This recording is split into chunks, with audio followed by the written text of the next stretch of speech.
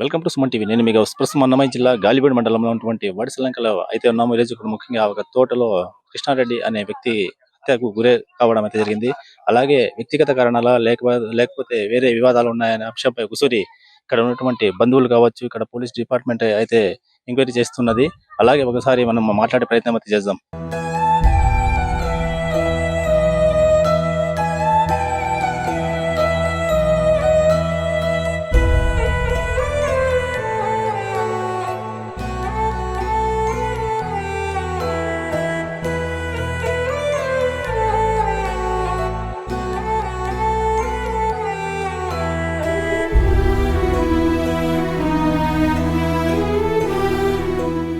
చెప్పండి, ఈ రోజు మీరు స్పాట్ లో హత్య చూసినట్లు కొందరు చెప్తున్నారు.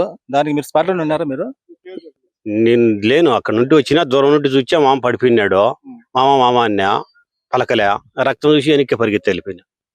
అంతే జరిగింది. ఇంకా ఎవరైనా ఉన్నారు అక్కడ ఇక్కడే మనకేం తెలియదు సార్. ఆ చెట్టు కాడికి వచ్చిన ఆ నుండి మామ అన్నా పలకలే, ఇంకా రక్తం చూసి వెనక్కి పారిపోయినా. నేను అంతే. హత్య చూసిన ఫస్ట్ వ్యక్తి మీరే అని చెప్పి నేను చూసింది. ఆ మామ నాకు మందు కొట్టను పిలిచినాడు. నేను ఇంటికాడ ఫోన్ చేసిన, ఎత్తలే. ఎత్తకన్నా వచ్చి తోటకాడ ఉన్నాడా ఇంటికాడ ఉన్నా అని చెప్పి శుద్ధి చేయడానికి నేను వచ్చిన తర్వాత మనిషి ఆడ పడిపోయినాడు. ఇంకా రక్తం చూసి వెనక్కి పడిపోయినా నేను. అంతే జరిగింది. ఇంకేమి పోలీసులకు ఇంటిమేషన్ ఇచ్చారా? అంతే చెప్పింది సార్ కూడా, ఇదే మాట చెప్పినా సార్ కూడా రాసుకున్నాడు, నా ఫోన్ నెంబర్ తీసుకున్నాడు. అంతే జరిగింది. ఓకేనా? ఈ ఊరే వడిసలంకనా? వడిసలంకపల్లేనా? మా ఇండ్లు కూడా దగ్గరే, ఇక్కడే. ఇక్కడ ఇప్పుడు 6 గంటలకు ముందు కొట్టిన వచ్చినాడంట. పొద్దున్నే మా 6 గంటలకు 6:30కు వచ్చినాడ. వాళ్ళ భార్యని అడిగితే చెప్పింది, ఇట్లా వచ్చినాడనయ్యా, ఇంటికాడికి పిలుచుకొని వచ్చినా కదా నేను, చనిపోయినాడు అని 4 రోజులు చెప్పాలకు. 6:30కు వచ్చినాడంట. 7 రోజులు ముందు కొట్టి ఆయన ఫోన్ చేసినాడంట ఆయన, నువ్వు రా అని. ఆయన వచ్చే లోపల ఈడ గొంతుకు వేసి చంపేసినారు. ఆస్తి తగాదాలు ఏమన్నా ఉన్నాయా? అవి ఏమో మనకు తెలీదు. ఆస్తి అవన్నీ మనకి ఏం తెలీదు. వాళ్ళకి ఏమేమి ఉన్నాయో మనకి ఎట్లా తెలుసు? అది ఎంతమంది వీళ్ళకు పిల్లలు? 2 కొడుకులు. 2 కొడుకులు.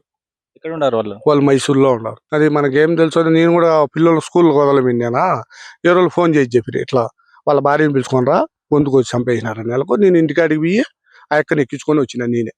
మనకి ఇక్కడ ఏం మ్యాటర్ ఎవరు అనిపింటే మనకు తెలియదు. అంతే. నా పేరు జయసుమారెడ్డి. మా పాపను ప్రసన్న లక్ష్మిని వాళ్ళ పెద్ద కొడుకు యోగానంద రెడ్డికి ఇచ్చినాము. మేము రాయచూట్లో కాపురం ఉంటాము.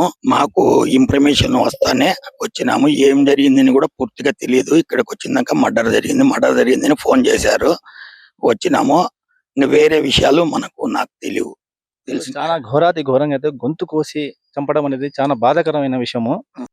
ఈ మాదిరిగా చేయడము ఎవరికి చాలా బాధాకరమైన విషయం. ఎంత పొగవారున్నా కూడా ఒక మనిషిని హత్య చేయాలంటే కోడిని కోసినట్లు కోసేశారు. ఇది చాలా బాధాకరమైన విషయము.